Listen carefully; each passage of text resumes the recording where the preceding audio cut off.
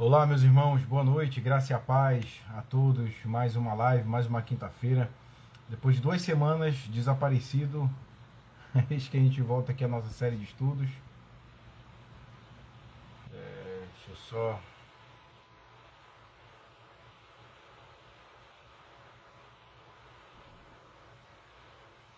Pronto, agora tá certo.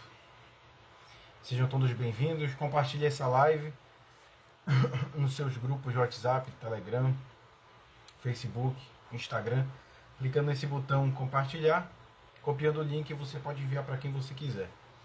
Depois de 2 semanas desaparecido, né? Mas aprove ao Senhor nos trazer de volta aqui em mais uma quinta-feira. Enfim, foram 2 semanas aí de muito movimento, bastante intensidade, e foi realmente difícil, não deu para fazer, mas o Senhor sabe de todas as coisas. Graças a Deus nós estamos aqui nessa quinta-feira para dar continuidade. Hoje nós estaremos fazendo estudo no livro de Atos dos Apóstolos, capítulo 11 e no capítulo 12. São 2 capítulos relativamente pequenos, né? Então dá para fazer esse estudo dos 2 capítulos para a gente sistematizar o aprendizado e tentar avançar um pouquinho mais. Então vamos esperar o pessoal entrar, como de praxe. A gente dá esses minutinhos iniciais para as pessoas entrarem, logo em seguida a gente faz a nossa oração e a gente já dá início à leitura da palavra e estudo. Mas e aí, como vocês estão? Saudade de vocês, hein? Tava com saudade disso aqui já. Quem é que tá por aqui já? Deixa eu ver. Da minha mãe. É o Rubens. Quem mais? A Tainá, minha esposa. Acho que é só. Tem 3 pessoas, né? 3 pessoas online. Sejam todos bem-vindos. Compartilhe essa live com as pessoas que você conhece. Já tem 4 pessoas online. Boa noite. O Rubens está mandando. A minha mãe mandou boa noite, graça e paz. Boa noite. Um beijo. O Rubens, boa noite para todos e que a paz de Jesus esteja sempre em nossos corações. Amém. Vou curtir aqui. Pronto. Tainá, boa noite, irmãos. Boa noite, meu amor. Boa noite. Quem for chegando, dá um alô, dá uma boa noite. Olha o professor Valdemar. Quanto tempo, rapaz. Boa noite. O professor Valdemar sempre acompanha a gente aí, graças a Deus. Vamos esperar o pessoal entrar. Boa noite, a graça e a paz do Senhor Jesus.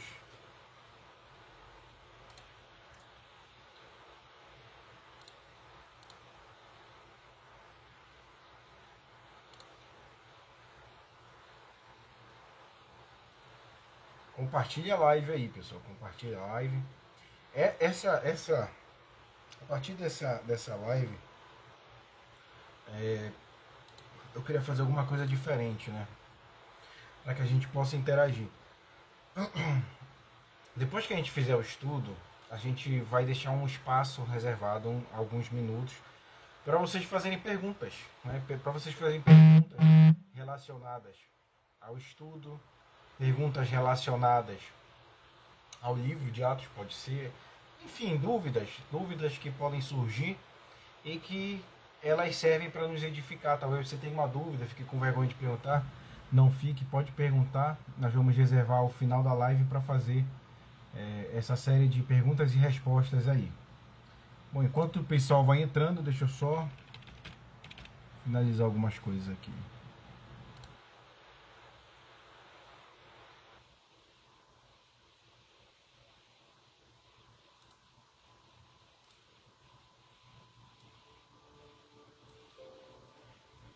Boa noite para quem está chegando depois de um longo período sem as lives, 2 semanas já.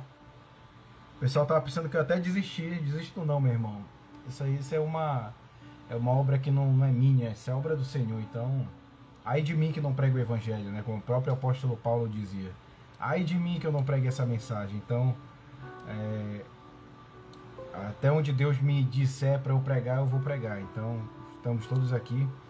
E não é qualquer pregação, pessoal. Eu tento sempre trazer de volta essa necessidade de a gente ouvir o evangelho genuíno, o evangelho sem filtro, o evangelho raiz, né? Como a gente às vezes coloca. O evangelho puro, o evangelho genuíno. Hoje é o que a gente precisa da palavra de Deus, como ela é. A palavra de Deus, ela não depende da nossa subjetividade, da nossa própria opinião, mas a palavra de Deus, ela transcende tudo isso. E a gente precisa, muitas das vezes, se despir das nossas próprias ideias, ideologias, opiniões, para que a gente possa, então, abrir a mente e entender a palavra de Deus. 5 pessoas online já. Dá para começar, né, pessoal? Vamos começar. Vamos fazer a nossa oração, como de praxe. Você que está aí do outro lado, onde você estiver, na sua casa, na sua sala, no seu quarto, na sua cozinha, ore comigo. Vamos pedir para que Deus nos ilumine, para que Deus fale aos nossos ouvidos através desse estudo. Amém? Vamos lá. Senhor Deus e Pai, quero te agradecer porque o Senhor é fiel. Te agradeço porque, mesmo diante das minhas limitações, mesmo diante das minhas dificuldades, o Senhor tem me sustentado. O Senhor tem nos sustentado. Eu quero te agradecer, Pai, porque o Senhor trouxe cada pessoa aqui para ouvir da Tua Palavra. Não para ouvir o Caio, mas para ouvir da Tua Palavra. Porque a Tua Palavra, sem o Caio, ela é poderosa. Ela não precisa, o Senhor não precisa de mim para fazer absolutamente nada.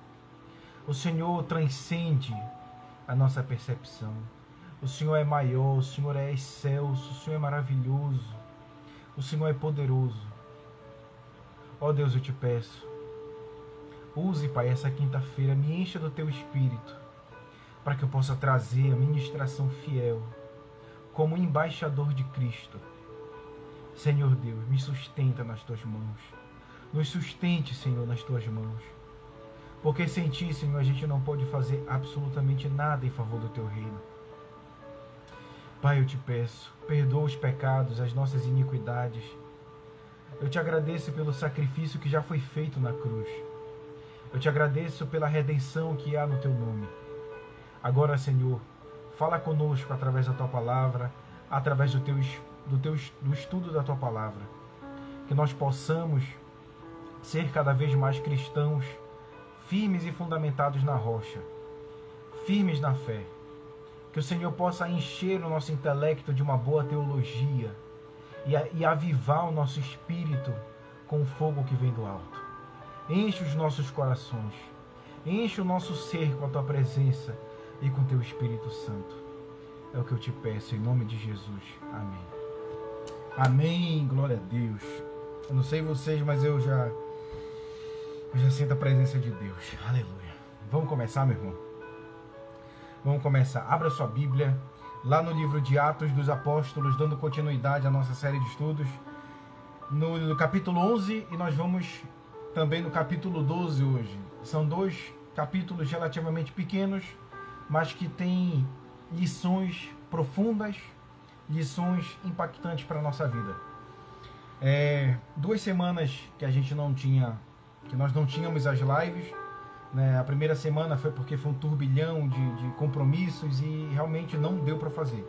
Semana passada eu já expliquei para vocês no grupo qual foi o motivo. Graças a Deus eu pude contar com a compreensão de todos, acredito que de todos. E eu quero agradecer a Deus pelas orações, quero agradecer a Deus pela intercessão, pelas palavras que vocês me deram no grupo. Enfim, só tenho a agradecer porque o Senhor é fiel, o Senhor nos sustenta e não há motivo para nós reclamarmos. Só há motivo para nós glorificarmos a Deus. E toda dificuldade que a gente passa, meu irmão, é para a glória de Deus. A gente precisa começar a atingir uma maturidade cristã satisfatória para Deus. A gente precisa começar a abrir os nossos olhos da fé e entender o que Deus quer fazer na nossa vida. Então a minha vida está nas mãos de Deus, está nas mãos do Senhor. Ele é quem rege todos os caminhos que eu vou trilhar daqui para frente. Então não há por que se desesperar ou temer por nada. A gente precisa confiar, descansar nas mãos deles, nas mãos do Senhor. Então abra sua Bíblia no capítulo 11 e nós vamos ler. Chegou ao conhecimento dos apóstolos e dos irmãos que estavam na Judéia, que também os gentios haviam recebido a palavra de Deus. Quando Pedro subiu a Jerusalém, os que eram da circuncisão o arguiram, dizendo: entraste em casa de homens incircuncisos e comeste com eles. Então Pedro passou a fazer-lhes uma exposição por ordem, dizendo: eu estava na cidade de Jope orando, e num êxtase tive uma visão, em que observei descer de um objeto como se fosse um grande lençol baixado do céu pelas 4 pontas e vindo até perto de mim. E fitando para dentro deles os olhos, vi quadrúpedes da terra, feras, répteis e aves do céu. Ouvi também uma voz que me dizia: levanta-te, Pedro, mata e come. Ao que respondi: de modo nenhum, Senhor, porque jamais entrou em minha boca qualquer coisa comum ou imunda. Segunda vez falou a voz do céu: ao que Deus purificou, não consideres comum. Isto sucedeu por 3 vezes, e de novo, e tudo se recolheu para o céu. E eis que na mesma hora pararam junto da casa em que estávamos 3 homens enviados de Cesareia para se encontrarem comigo. Então o Espírito me disse que eu fosse com eles, sem hesitar. Foram comigo também estes 6 irmãos, e entramos na casa daquele homem. E ele nos contou como vira o anjo em pé em sua casa, e lhe dissera: envia a Jope e manda chamar Simão, por sobrenome Pedro, o qual te dirá palavras mediante as quais serás salvo, tu e toda a tua casa. Quando, porém, comecei a falar, caiu o Espírito Santo sobre eles, como também sobre nós, no princípio. Então me lembrei da palavra do Senhor quando disse: João, na verdade, batizou com água, mas vós sereis batizados com o Espírito Santo. Pois, se Deus lhes concedeu o mesmo dom que a nós nos outorgou quando cremos em Jesus, no Senhor Jesus, quem era eu para que pudesse resistir a Deus? E ouvindo eles estas coisas, apaziguaram-se e glorificavam a Deus, dizendo: logo também os gentios foi por Deus concedido o arrependimento para a vida. Até essa parte, depois a gente dá continuidade. Bom, para a gente entender o que se passa no capítulo 11, é normal que a gente faça como é que eu posso dizer? A gente vai recapitular o que aconteceu nos capítulos anteriores. No capítulo 10, Pedro ele está orando, né, no alto da casa do Simão Curtidor, e aí ele tem uma visão sobrenatural. Ele vê descer do céu um lençol abaixado pelas 4 pontas, né? Ele tem aquela visão sobrenatural, ao qual Deus deu para Pedro para que ele evangelizasse os gentios. Até então, Pedro era um judeu que ele simplesmente acreditava que Jesus, o Messias, havia vindo apenas para Israel, apenas para os judeus.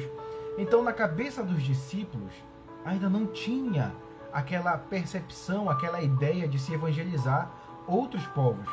Apesar do grande comissionamento de Marcos 16,15, ide por todo mundo e pregai o evangelho a toda criatura, mas parece que para os apóstolos isso ainda não tinha ficado claro. No próprio livro de Atos, no capítulo 1, o próprio Jesus diz para eles: vão por toda a Judéia, por toda a Samaria e até os confins da terra. Então a gente vê na Bíblia essa ordenança de Jesus, mas os discípulos ainda não haviam compreendido. E foi preciso Pedro ter uma visão de um lençol baixando, e aquela visão toda é uma explicação para que ele deveria evangelizar os gentios. Então Pedro obedece esse mandamento, essa ordenança de Deus. E ele vai para a casa de um gentil, de um centurião romano chamado Cornélio. Lá no capítulo 10, nós estudamos que Pedro vai até a casa de Cornélio e então ele evangeliza Cornélio. Talvez ali de certa forma ainda um pouco indeciso. E quando ele vê o Espírito Santo caindo sobre Cornélio e sobre os da casa de Cornélio, então Pedro é convencido de que de fato o evangelho deveria também ser pregado para os gentios. Só que isso gerou um disse-me-disse, né? Gerou um falatório, gerou um burburinho no meio da igreja que estava em Jerusalém. Quando os judeus, os cristãos judeus souberam que Pedro havia entrado na casa de centurião, eles simplesmente não aceitaram essa ideia. Por quê? Porque para um judeu naquela época entrar na casa de um gentil, de um pagão, né, de um incircunciso, podia trazer maldição para sua casa. E também receber algum gentil na sua casa também poderia trazer maldição. Então os deixavam impuros diante de Deus. Então, essa era a ideia de todo o povo judeu naquela época. E quando aqueles cristãos, que apesar de já terem professado Jesus, mas que ainda tinha muito da cultura judaica, souberam que Pedro havia entrado na casa de Cornélio, eles disseram, peraí, não pode. Um judeu não pode entrar na casa de um gentio, porque ele fica impuro. E então, no capítulo 11, Pedro vai fazer a defesa desse acontecimento. Ele vai explicar, ele vai justificar o porquê que ele entrou na casa de Cornélio. E então Pedro, diante daqueles judeus, né, e Lucas ele descreve esses judeus como aqueles da circuncisão, os judeus, os que eram da circuncisão. Ou seja, quando a gente vê essa nomenclatura de os que eram da circuncisão, ele se refere aos judeus que haviam se convertido, né, mas que ainda tinham muito da cultura judaica. Eles acreditavam que a salvação ainda era por obras, pela observância da lei de Moisés, pelo cumprimento do rito cerimonial da antiga aliança. Então eles acreditavam que, mesmo sendo agora cristão, mas eles tinham que guardar a lei. Eles acreditavam que isso tudo deveria ainda ser observado. Então Lucas ele descreve esses como os da circuncisão, como aqueles que ainda não abriram mão dos antigos ritos. E aí, quando Pedro volta para Jerusalém, ele é abordado, ele é indagado e questionado por esses cristãos judeus da circuncisão. Imagina aí a situação, Pedro voltando, eles questionando Pedro, Pedro, você entrou na casa de um pagão, de um gentil, e piorava ainda a situação porque era um romano, né? Se os judeus tinham aversão aos gentios, muito mais eles tinham com os romanos, porque a Roma era ali a opressora de Jerusalém, não só de Jerusalém, mas toda a Judéia e ali de todo o Mediterrâneo. Então Roma era vista com maus olhos pelos judeus. E então eles simplesmente indagaram Pedro, e aí Pedro, com a sabedoria do alto, apazigua a situação. Ele diz assim, olha, se acalmem porque tem dedo de Deus aí. E ele vai então explicar a visão que ele teve, que Deus revelou para ele de forma sobrenatural, de que também era necessário evangelizar os gentios. E então, naquele momento, inicialmente, os que eram da circuncisão apaziguaram, acalmaram-se os ânimos. Então eles meio que temporariamente aceitaram a ideia de se pregar por os gentios. Só que a gente vai ver que isso vai desencadear outros problemas lá na frente. Eles meio que aceitam, mas não totalmente, né? Eles meio que toleram, mas eles então pensam assim, já que os gentios vieram para a igreja, vieram para o corpo de Cristo, então vamos colocar a lei para esse pessoal cumprir aí. Então olha como era a cabeça deles. A gente vê que é um processo assim gradativo de desconstrução que os primeiros cristãos foram sofrendo no decorrer dos anos. E então, no verso 19, então os que foram dispersos por causa da tribulação que sobreveio a Estevão se espalharam até a Fenícia, Chipre e Antioquia, não anunciando a ninguém a palavra, senão somente aos judeus. Alguns deles, porém, que eram de Chipre e de Cirene, e que foram até Antioquia, falavam também aos gregos, anunciando-lhes o evangelho do Senhor Jesus. Olha aonde a igreja já estava chegando, né? Olha o patamar que o evangelho já estava tomando naquela época. Ou seja, de Jerusalém já havia se espalhado por várias cidades e várias regiões. Essa aqui, Fenícia, Chipre e Antioquia, eram cidades muito distantes de Jerusalém, ficavam a muitos quilômetros de distância. Então chega-se o evangelho nessas cidades. E o que acontece? Quando houve a perseguição, a primeira perseguição da igreja que foi desencadeada lá em Estevão, né? Quando Estevão ele é apedrejado e morto, o que acontece? A diáspora, né? Uma espécie de diáspora judaica.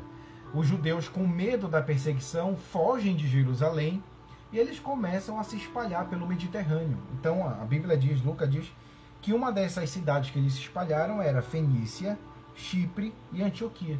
Olha como Deus tem propósito até mesmo na perseguição. Quando a gente passa por uma dificuldade, Deus tem propósitos.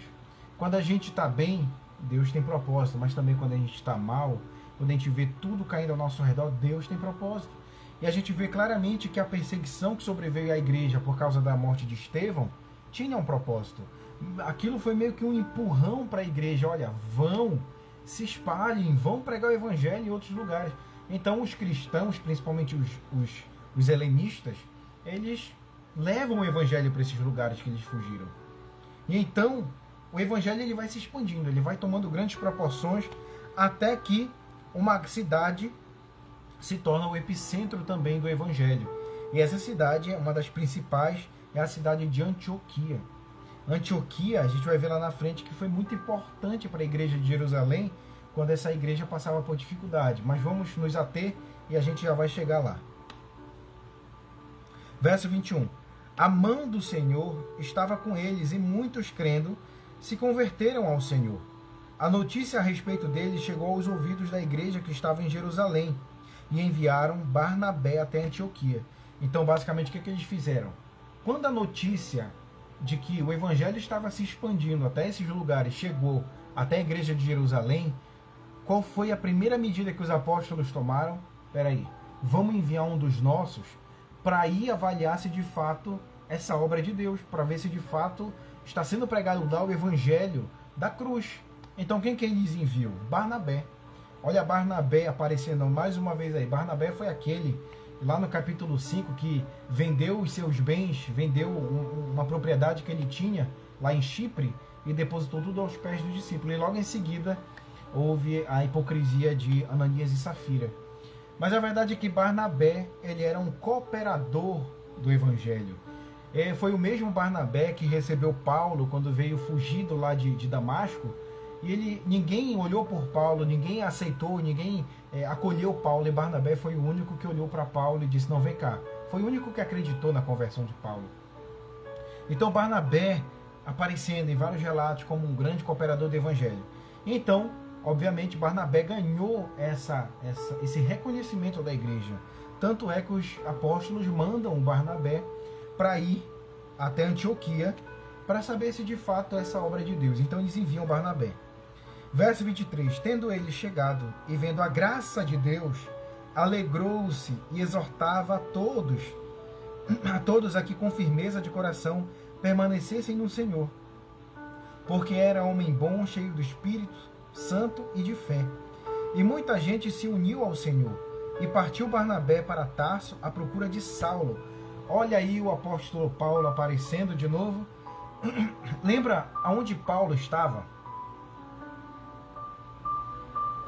Quando Paulo volta de Damasco, ele procura primeiramente os discípulos, os apóstolos. E então ele começa ali uma obra com os apóstolos, né, com Pedro e Tiago, começa a pregar de forma muito incisiva em Jerusalém, e então o Sinédrio procurava matar Paulo. E o que Paulo fez? Paulo fugiu para sua cidade natal.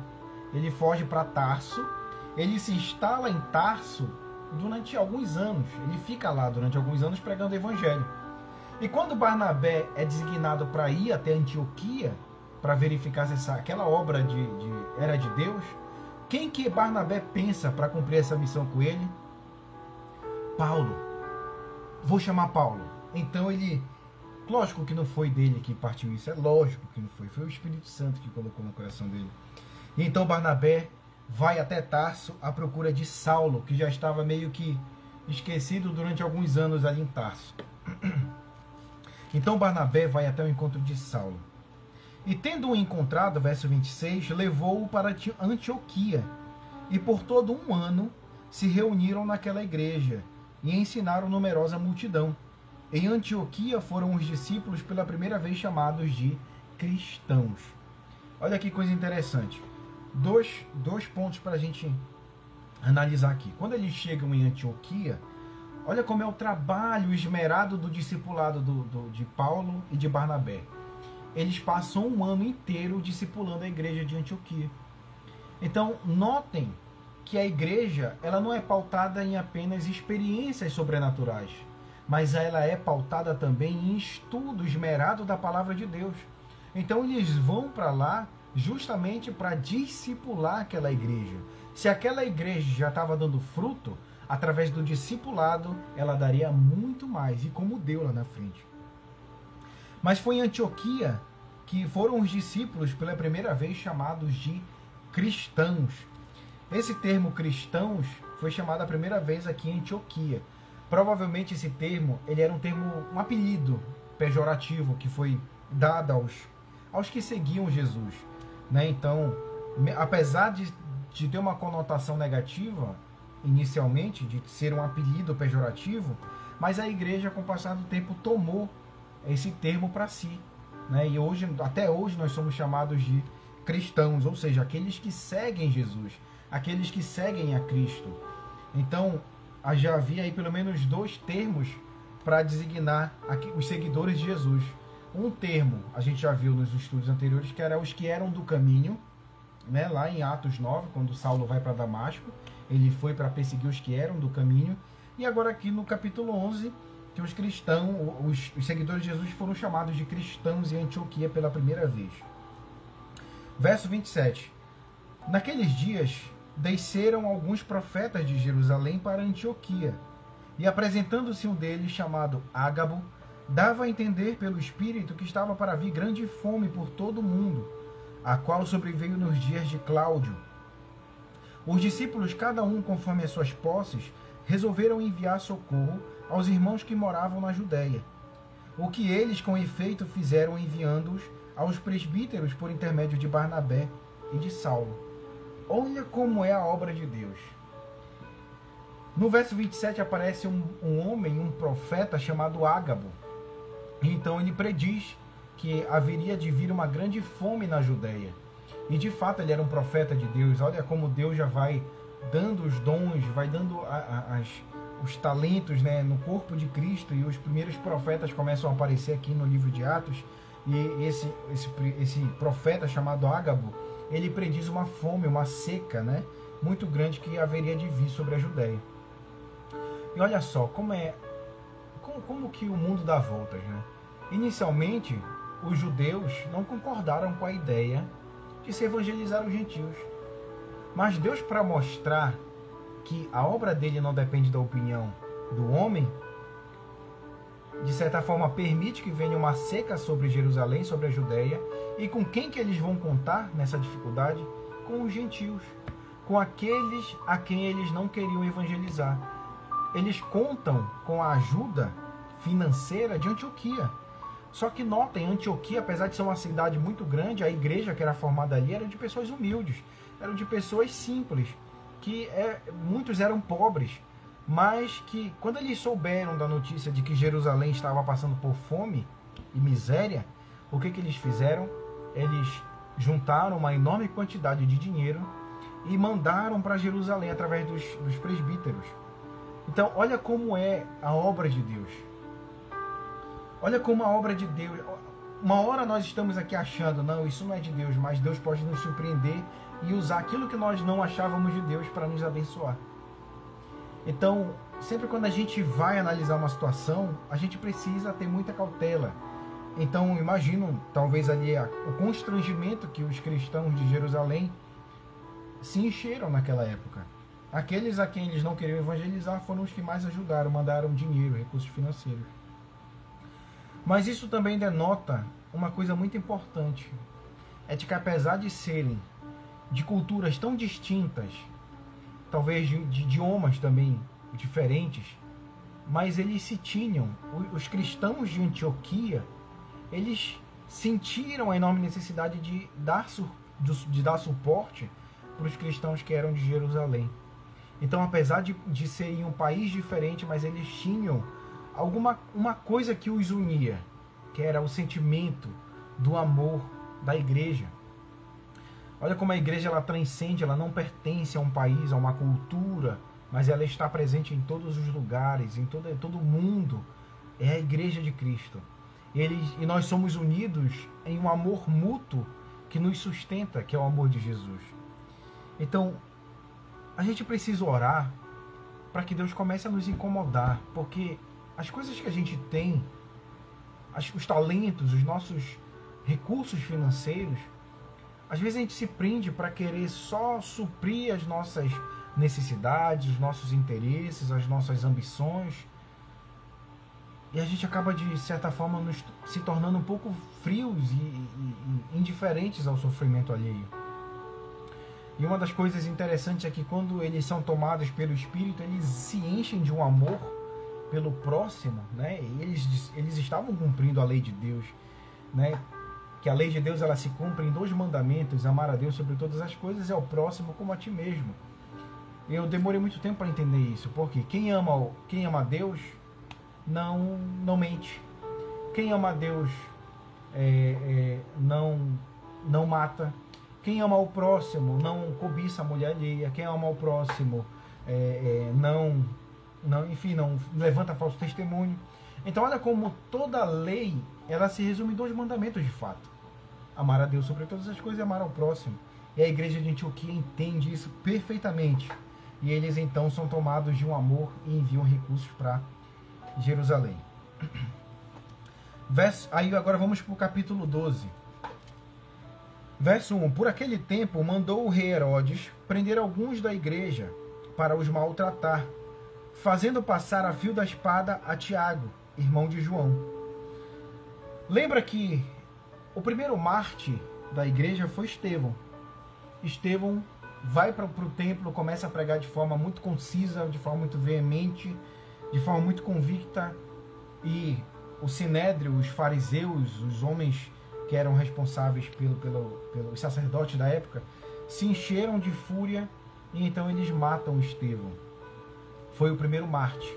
Mas Estevão não era um apóstolo. Estevão, ele era inicialmente um diácono que depois se tornou um evangelista, mas ele não era um apóstolo. Então, mas ele foi o primeiro mártir da igreja. Mas aqui foi o primeiro mártir, o primeiro apóstolo a morrer. Tiago, irmão de João, filho de Alfeu. Não, filho de Zebedeu, perdão. Esse Tiago, ele foi o primeiro mártir, o primeiro apóstolo a morrer. Né? Então, esse Herodes que prende Pedro e Tiago não é o Herodes o Grande, aquele que matou as criancinhas lá quando Jesus nasceu. Existiam aí pelo menos 4 Herodes na história do Novo Testamento, né? O Herodes o Grande, Herodes Antipa, Herodes Agripa, e provavelmente esse aqui era Herodes Agripa, se eu não me engano. E então Herodes, ele estava ganhando uma certa notoriedade, né? Ali no Mediterrâneo, e ele então mata Tiago para agradar os judeus. Né? Então ele faz esse ato horrendo para ganhar crédito, para ganhar prestígio entre os fariseus, entre os saduceus, entre os principais inimigos do evangelho daquela época. O primeiro apóstolo a morrer foi Tiago. Mas, Caio, depois do livro de Atos eu vejo um outro Tiago, não é o mesmo Tiago? Não, existiam 2 Tiagos. Tiago, irmão de João, que era o apóstolo, e o Tiago, o irmão de Jesus, que foi quem escreveu aquele evangelho. Esse outro Tiago, ele veio a morrer, ele veio a se tornar lá na frente também um líder da igreja de Antioquia e morreu pelo evangelho. Esse era irmão de Jesus. No verso 4, aliás, verso 3. Vendo ser isto agradável aos judeus, prosseguiu prendendo também a Pedro. E eram os dias dos pães asmos. Tendo-o feito prender, lançou-o no cárcere, entregando-o a 4 escoltas de 4 soldados cada uma, para o guardarem, tensionando apresentá-lo ao povo depois da Páscoa. O que acontece? Pedro, ele é preso, ele é encarcerado no período da Páscoa. Só que um judeu, ele não matava nesse período, porque era uma festa santa naquela época em Jerusalém. Mas espera aí, Caio, Jesus morreu na Páscoa. Só que Jesus morreu sob o domínio romano. Só que um judeu, pela lei, ele não estava autorizado a matar nessa festa da Páscoa. Então, como Herodes, ele era aqui da parte da Judéia, ele não era um romano, ele não poderia matar um outro judeu na Páscoa. Então, por isso que ele poupa a vida de Pedro temporariamente, e ele então prende, né, de forma muito forte Pedro, né? E olha como ele prende, verso 4. Tendo feito prender, lançou-o no cárcere, entregando-o a 4 escoltas de 4 soldados cada uma. Ou seja, ele ficou acorrentado a 4 soldados. Olha só. talvez pela fama, né, de os apóstolos sempre fugirem da prisão. A gente vai ver nos outros capítulos anteriores que Pedro e Tiago fogem da prisão e voltam a pregar. Então ninguém entende muito como é que funciona isso. Eles simplesmente conseguiam se soltar. E talvez Herodes, por saber disso, reforça o cárcere de Pedro. Coitado, ele não sabe de nada. Mas vamos lá. Verso 5. Pedro, pois, estava guardado no cárcere, mas havia oração incessante a Deus por parte da igreja a favor dele. Olha só como a oração ela tem poder. À medida que Pedro estava lá encarcerado, a igreja orava incessantemente pela vida de Pedro. Vocês têm ideia do poder que tem a oração? Do poder que tem a oração da igreja pelo seu líder, pelo seu pastor? Nós, como igreja, nós que somos liderados por uma liderança, por um pastor, eu falo da liderança séria, da liderança bíblica, não é qualquer liderança, eu falo daquela que é fiel ao evangelho. Você deve orar por esse líder. Por quê? Porque é um homem. E homens estão suscetíveis a problemas, a intempéries, a dificuldades. A gente precisa desmistificar essa ideia de que quem é um líder de igreja, um pastor, é um super crente, tem um poder a mais, tem uma capacidade, alguma coisa, quando não, é só um homem normal que é mais cobrado que os demais. Então, apesar de ter uma responsabilidade maior, mas são homens comuns e precisam das nossas orações. Então a igreja entendeu que deveria orar por Pedro, e eles oram incessantemente, sem parar, pela vida de Pedro. Verso 6. Quando Herodes estava para apresentá-lo naquela mesma noite, Pedro dormia entre os dois soldados, acorrentado com 2 cadeias, e sentinelas à porta guardavam o cárcere. Eis, porém, que sobreveio um anjo do Senhor, uma luz iluminou a prisão, e tocando ele ao lado de Pedro, o despertou, dizendo: levanta-te depressa. Então as cadeias caíram-lhe das mãos, e disse-lhe o anjo: cinge-te, e a calça e as sandálias, calça as sandálias. E ele assim o fez, e disse-lhe mais: põe a capa e segue-me. Olha mais um evento sobrenatural acontecendo aqui. Então o anjo do Senhor vai até o cárcere, acorda Pedro e diz: Pedro, levanta depressa. Então Lucas descreve que as correntes elas caem das mãos de Pedro.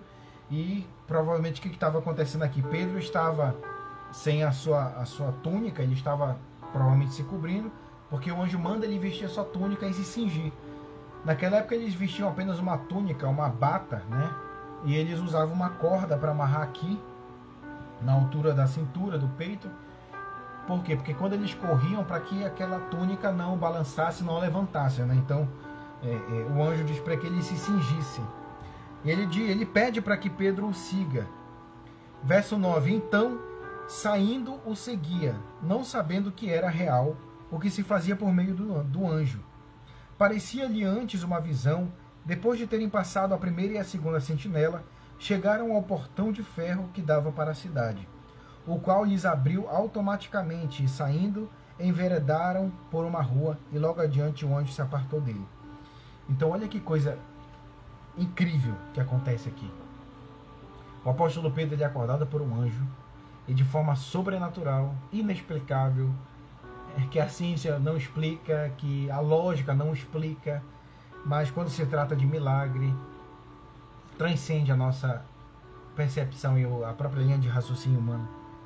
Aquele portão que prendia Pedro era um portão que não podia ser removido por menos de 2 pessoas. E ele se abre, simplesmente, automaticamente. E ele sai com o anjo correndo pela rua. E chega um determinado momento que Pedro, correndo pela rua, o anjo se aparta dele e Pedro se vê só ali na rua. Então, para onde Pedro vai? Para onde os apóstolos, os seguidores de Jesus se encontravam, eles se reuniam, né? Provavelmente foi o mesmo lugar onde Jesus fez a última ceia, foi o mesmo lugar onde a igreja recebeu o Espírito Santo em Atos 2. Era ali provavelmente o cenáculo, era uma grande casa, era como se fosse um BNB cristão ali na antiga Jerusalém. Era uma casa grande que acomodava muitas pessoas e que provavelmente quem chegava ali em Jerusalém de outro lugar era acomodado ali naquela casa. E ele vai para essa casa, ele vai para esse lugar. Então Pedro, caindo em si, disse: agora sei verdadeiramente que o Senhor enviou o seu anjo e me livrou da mão de Herodes e de toda a expectativa do povo judaico. Olha só, Pedro estava prestes a morrer, mas Deus ainda tinha planos na vida de Pedro. Deus, de certa forma, disse assim: ainda não é a hora. Tem muita coisa para Pedro fazer. Então, por isso que Deus liberta Pedro. Verso 12. Considerando ele a sua situação, resolveu ir à casa de Maria, mãe de João, cognominado Marcos. Ou seja, esse mesmo João não é o apóstolo João. Esse João aqui é o João Marcos, aquele que escreveu um dos 4 evangelhos, o evangelho de Marcos. Né? Para quem não sabe, Marcos, o prefixo, o nome aqui de prefixo dele é João Marcos. Então, era essa casa, ele foi para essa casa onde era o epicentro da igreja em Jerusalém. E o que acontece? Vamos lá. Onde muitas pessoas estavam congregadas e oravam. Verso 13. Quando ele bateu ao portigo do portão, veio uma criada chamada Rode ver quem era. Reconhecendo a voz de Pedro, tão alegre ficou que nem o fez entrar, mas voltou correndo para anunciar que Pedro estava junto ao portão. Então ela ficou tão extasiada, tão alegre, que ao invés dela abrir o portão para Pedro, ela vai para dentro da casa para anunciar para os irmãos que Pedro estava à porta. Não me perguntem qual é a lógica disso. Eu não sei. Mas vamos lá. Verso 15. Eles disseram: estás louca? Ela, porém, persistia em afirmar que assim era. Então disseram: é o seu anjo. Então, olha como a igreja, apesar de estar em oração em favor de Pedro, mas de certa forma, quando Pedro, a resposta da oração estava lá à sua porta, eles duvidaram, né? Então, quantas vezes nós agimos assim? A gente ora em favor de tal coisa, Deus começa a trabalhar e atender o nosso pedido e a gente simplesmente nem percebe a obra que Deus está fazendo em nosso favor. Né? Então, quando você ora assim: Senhor, melhore a minha situação com meus parentes, com a minha mãe, com os meus filhos, aí de repente vem um problema. Aí, meu Deus, mas eu estava orando para o Senhor melhorar a situação, mas você não entende que o problema é o meio que Deus está usando para restaurar a relação. É só um exemplo. Então, a igreja estava orando em favor de Pedro, mas eles não entenderam a resposta de Deus. E olha o que vai acontecer. Então eles disseram: é o seu anjo. O que acontece? Naquela época tinha uma cultura, né, de que Deus tinha um anjo para cada uma das pessoas, né? E eles acreditavam que em certos momentos esse anjo pessoal, esse anjo da guarda, ele até podia se transfigurar e até parecer conosco. São seres muito parecidos conosco. Então por isso que eles associam que, não, provavelmente não é Pedro, deve ser o seu anjo. Mas não tem nenhuma base bíblica para isso, é apenas cultura ali do povo judeu. Verso 16. Entretanto, Pedro continuava batendo. Então eles abriram, viram-no e ficaram atônitos. Então imagina a festa, quando eles abriram a porta: ei, Pedro, meu Deus, glória a Deus. Aí Pedro vai dizer assim: fala embaixo que eu estou fugindo da prisão, pelo amor de Deus. Verso 17. Ele, porém, fazendo-lhe sinal com a mão para que se calassem, contou-lhes como o Senhor o tirara da prisão e acrescentou: anunciai isto a Tiago e aos irmãos. E saindo, retirou-se para outro lugar. Então olha o que acontece. Pedro ele não vai ficar lá. Por que ele não vai ficar? Porque ele sabe que quando Herodes e os guardas percebessem que ele havia fugido, o primeiro lugar que eles iriam procurar era lá naquela casa, era aquela famosa casa onde abrigava os cristãos. Então Pedro vai lá de forma rápida, apenas dá um recado, apenas dá um aviso e uma instrução. Ele diz assim, imagina a situação, ele: calma, fala baixo, eu estou aqui só de passagem, não vou poder ficar muito tempo, assimilem o que eu vou dizer e cumpram. Então ele vai dizer assim: anunciar isto a Tiago e aos irmãos. Esse Tiago aqui não foi o Tiago que morreu no início do capítulo 12. Esse Tiago aqui foi o futuro líder da igreja de Antioquia, o mesmo Tiago que escreveu a epístola de Tiago, foi o Tiago, irmão de Jesus. E então, saindo, retirou-se para outro lugar. Ou seja, ele foi ali super rápido, apenas dar uma instrução e foi para um outro lugar onde ele não podia ser achado. A gente vai ver que por diversas vezes os cristãos eles meio que fugiam da perseguição, né? O próprio Jesus, quando ele pregava em um lugar e começava ali um burburinho, uma manifestação contrária à sua pregação, diversas vezes ele fugia. Mas não por medo, ele fugia porque ele ainda tinha algo a cumprir, ele ainda tinha um propósito, o ministério dele ainda não havia chegado ao fim. Mas aqui os cristãos eles fogem debaixo do contexto do medo, né? Debaixo do contexto do medo de morrer. Então ainda mais Pedro que estava prestes a morrer, ele foge, ele vai para outro lugar. Sendo já dia, houve não pouco alvoroço entre os soldados sobre o que teria acontecido a Pedro. Herodes, tendo-o procurado e não o achando, submetendo os sentinelas a inquérito, ordenou que fossem justiçadas. E descendo da Judéia para Cesareia, Herodes passou ali algum tempo. Vamos fazer uma rápida reflexão sobre o que aconteceu aqui. Olha como Pedro foi liberto de uma forma sobrenatural. Deus é capaz de fazer coisas que estão além da nossa compreensão, além da nossa própria perspectiva, da nossa expectativa. Eu olho assim para esses eventos sobrenaturais e eu olho o poder de Deus, a maravilhosa graça de Deus, como que Deus é poderoso para fazer o sobrenatural na vida daqueles que o seguem. Por diversas vezes, quantas vezes nós passamos por algum momento que nós achávamos que nós já estávamos perdidos e sem esperança, e Deus de forma sobrenatural dá uma outra direção. Então a gente diz: meu Deus, o Senhor é um Deus de milagre de verdade. Eu não sei se alguém aqui já foi acometido de alguma doença e hoje está curado, mas eu conheço pessoas que já foram acometidas de doenças em fases terminais, foram curadas de forma milagrosa, de forma sobrenatural. Eu lembro da história de um livro chamado O Homem do Céu. É a história de um cristão que faz parte de uma igreja asiática e ele é preso, ele é o líder de uma igreja, ele é preso e ele conta mais ou menos alguma coisa parecida com esse acontecimento. Ele diz nesse livro que Deus o libertou da cadeia também de forma sobrenatural. Ele conseguiu sair da prisão e fugir. Ele havia sido preso por causa do evangelho. E também nós vemos outras histórias, não me lembro agora o nome dessa mulher, dessa irmã, que ela foi fazer missões, ela foi evangelizar um determinado local que era muito perigoso.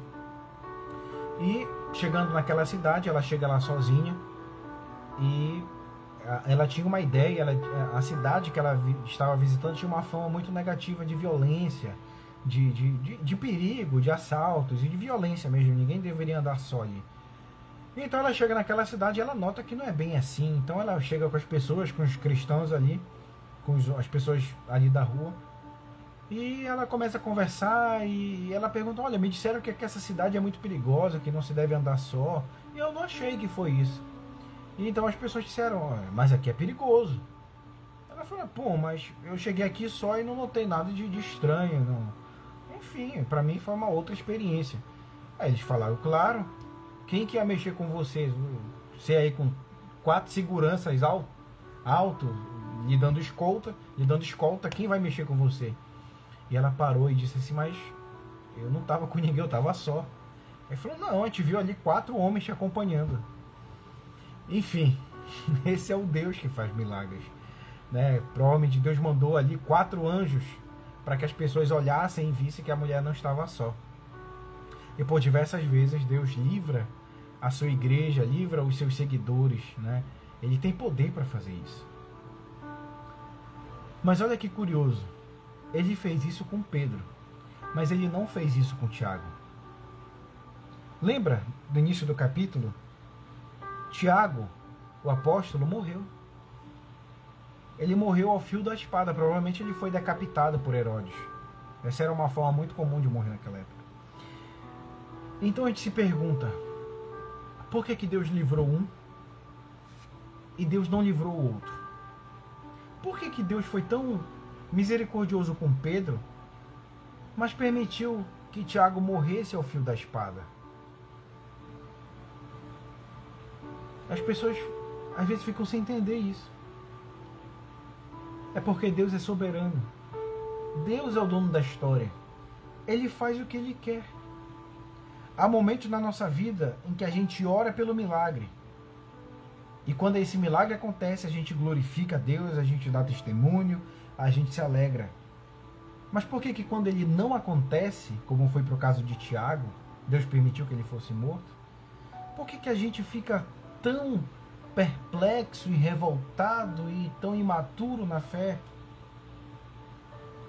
A gente precisa começar a entender que seguir a Jesus não está relacionado em levar uma vida tranquila, uma vida sem dificuldades, uma vida sem provações, uma vida sem morte, sem câncer. A vida cristã está repleta de dificuldades e de desafios. Vão ter momentos em que Deus vai nos livrar, mas haverão momentos em que Deus não nos livrará.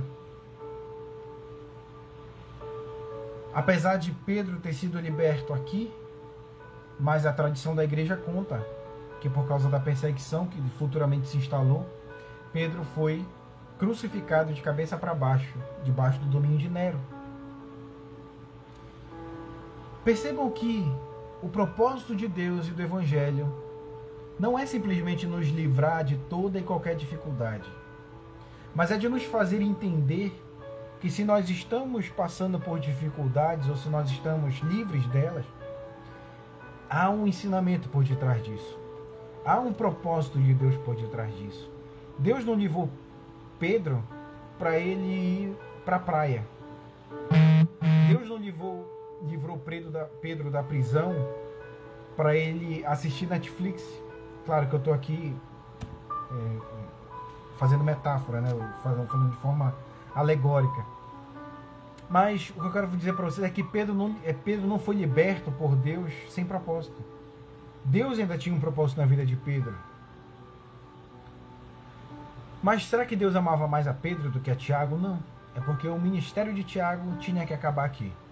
Mas o ministério de Pedro ainda tinha mais coisa para fazer. Eu quero que essa história, esses acontecimentos alimentem a nossa fé.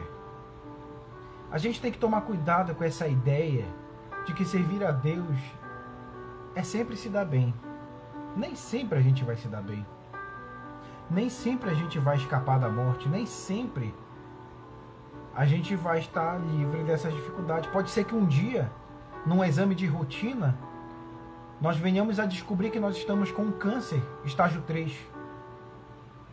Ou até uma metástase. É assustador, não é? Eu sei que é assustador. Mas nós estamos na Terra, nós somos seres humanos. Não é porque nós seguimos a Jesus que nós somos super crentes com um super poder. Não. Mas Deus quer trabalhar na nossa vida para que quando o dia mal chegue na nossa vida, e ele vai chegar, nós estejamos preparados para glorificar a Deus mesmo assim.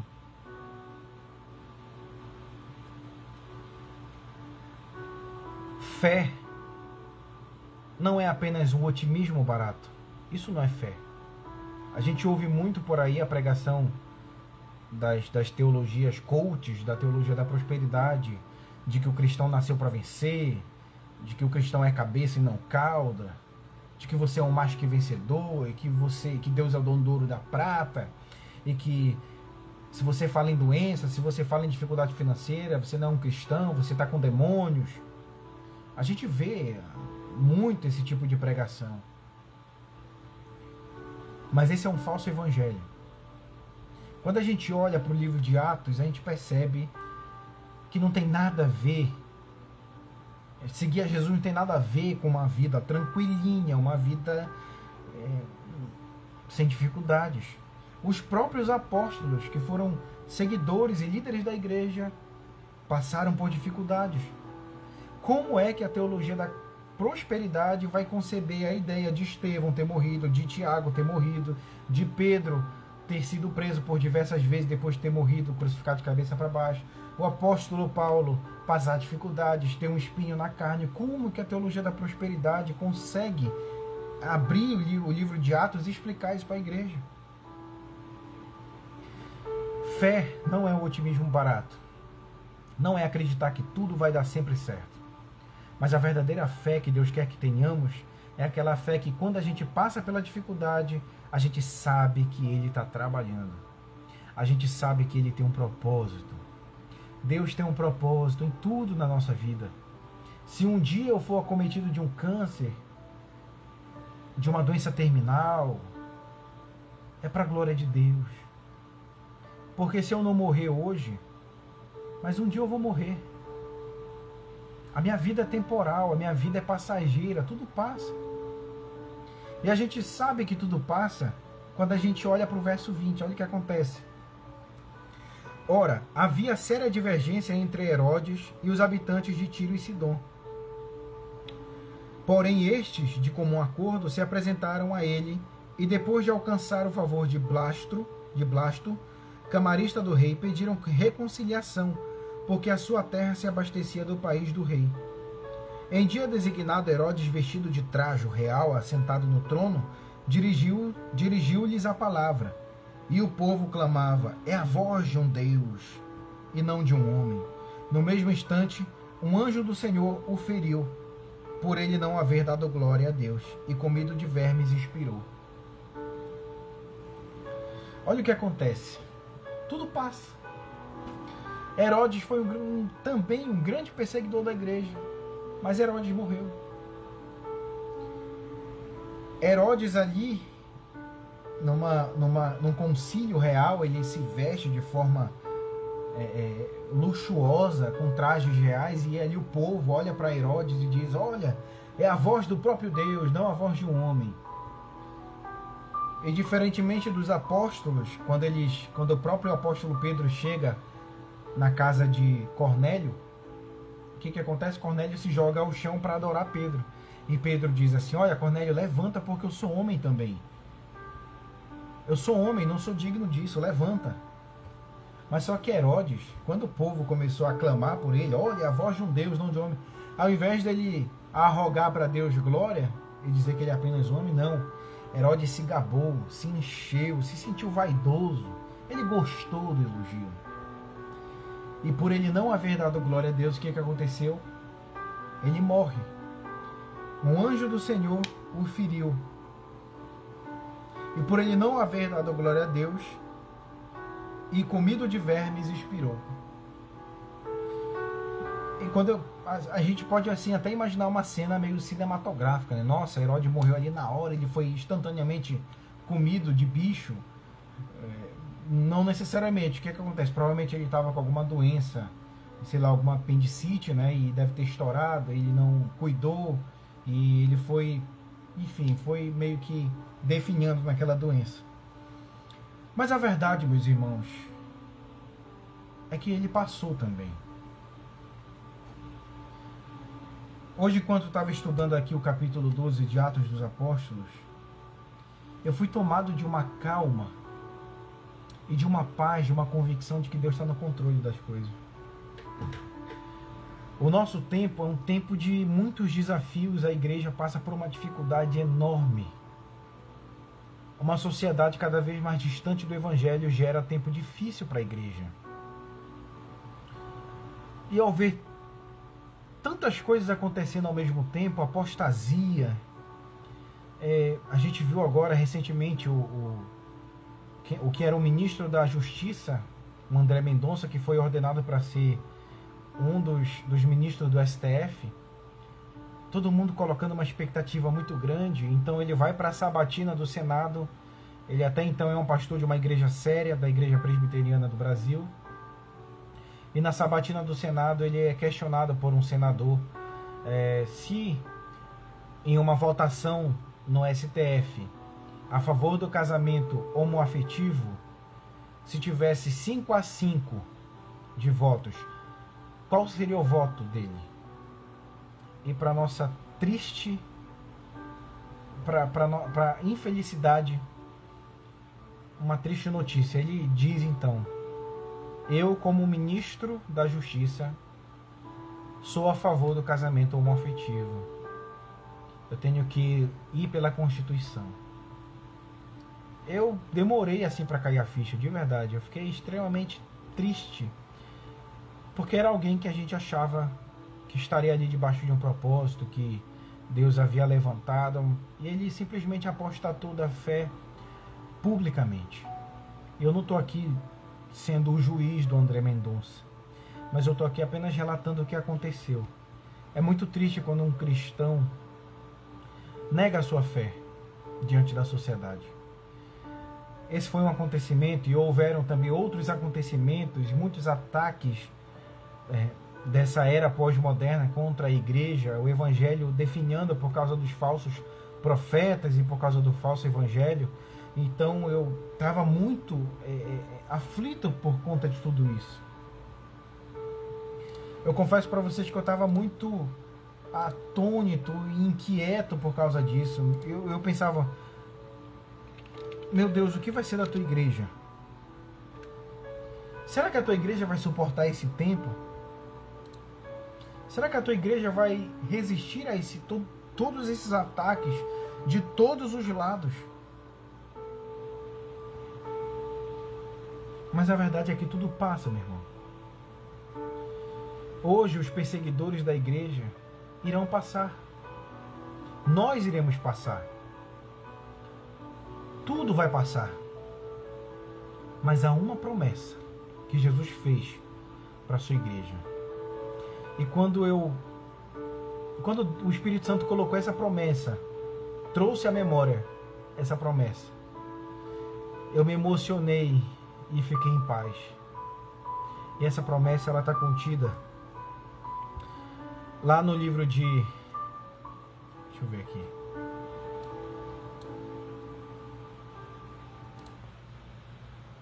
Lá no livro de Mateus. Mateus 16, 18 a 20. Deixa eu só abrir aqui para ler para vocês.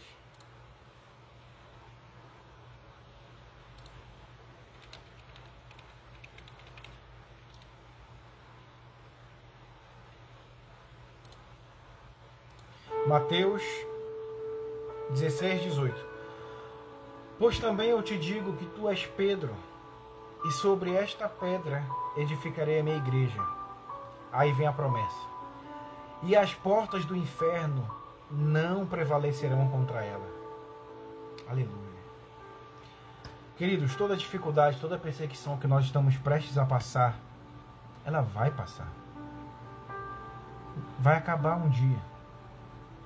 Os grandes perseguidores que se levantam hoje, os grandes líderes, os grandes políticos, os maiores nomes, os mais poderosos, irão passar. Assim como Herodes passou. Mas há uma promessa para a igreja. É de que as portas do inferno não iriam prevalecer contra ela. Por quê? Porque a obra é de Deus. A igreja é de Deus. E a igreja vai sobreviver até que Ele venha.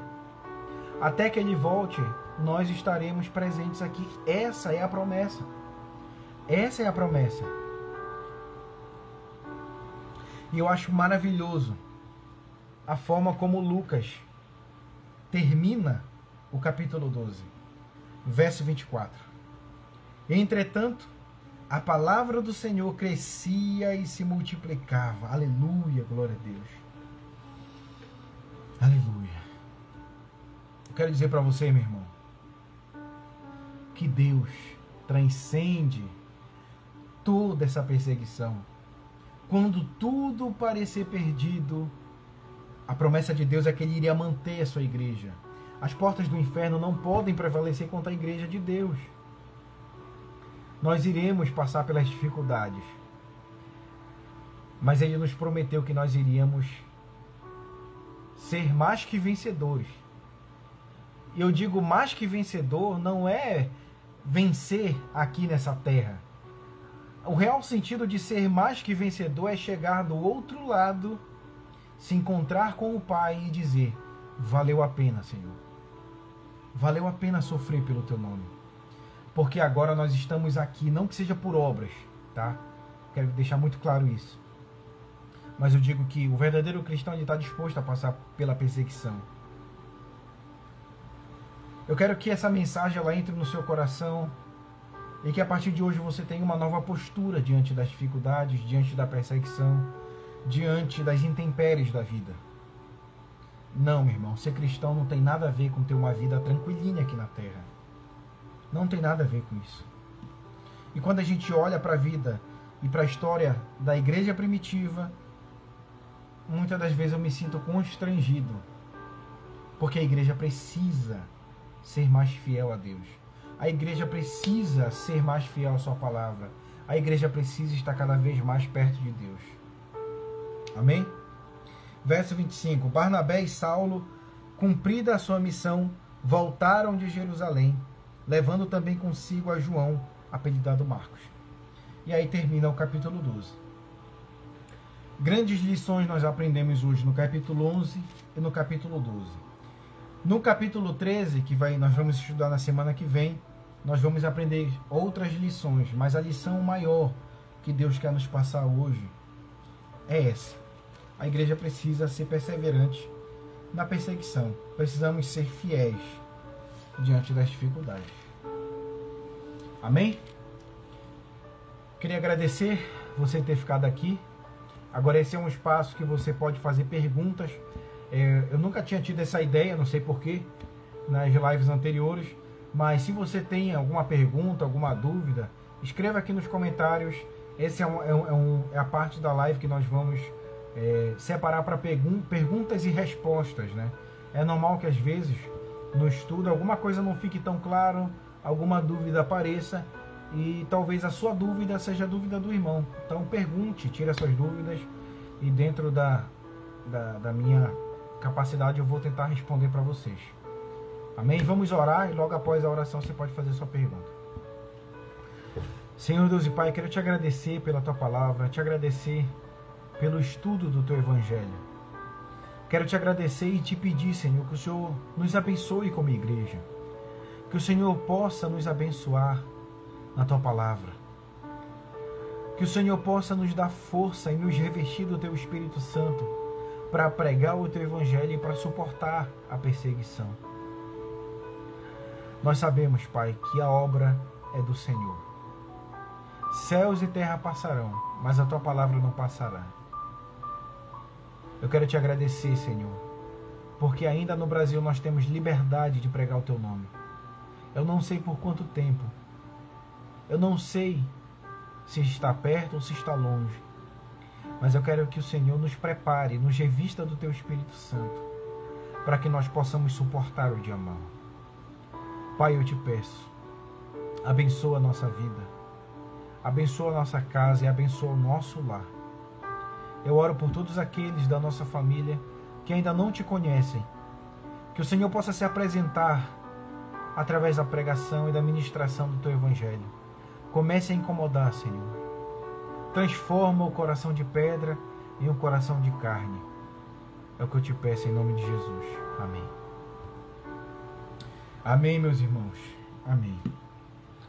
Meu Deus, eu nem perguntei para vocês quais eram os pedidos de oração, mas eu vou orar hoje à noite, tá?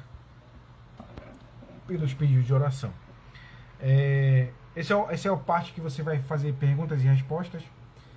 Por favor, não me deixe no vácuo, não me deixe no vácuo. Pode fazer pergunta, pode talvez contribuir com alguma coisa. Enfim, você tem liberdade para falar, tá bom? Deixa eu ver quem tá aqui online. Deixa eu ler as mensagens enquanto o pessoal vai fazendo a pergunta aí. Quem já passou por aqui? O Rubens Moura tá desde o início, glória a Deus. Professor Valdemar, lá de Recife, né? Recife? Acho que é Recife. Tá assistindo a live.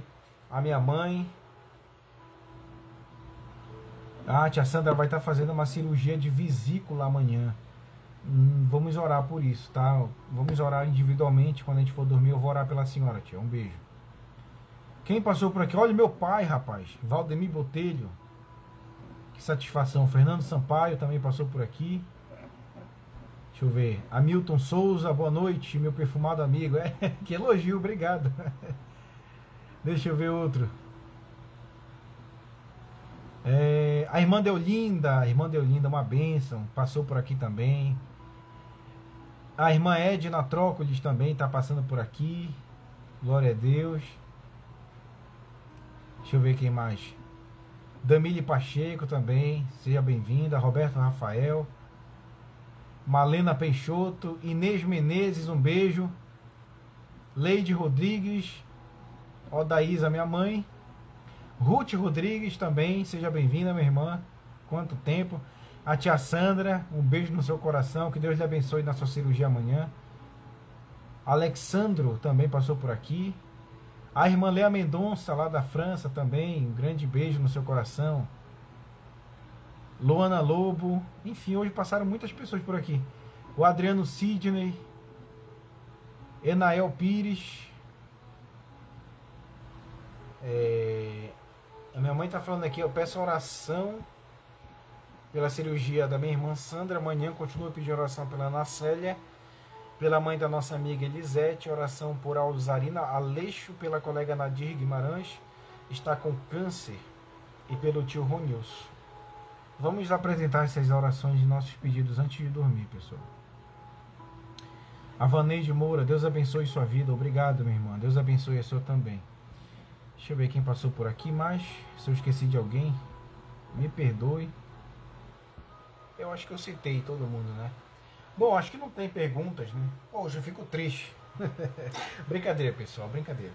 Eu só queria interagir mais com vocês.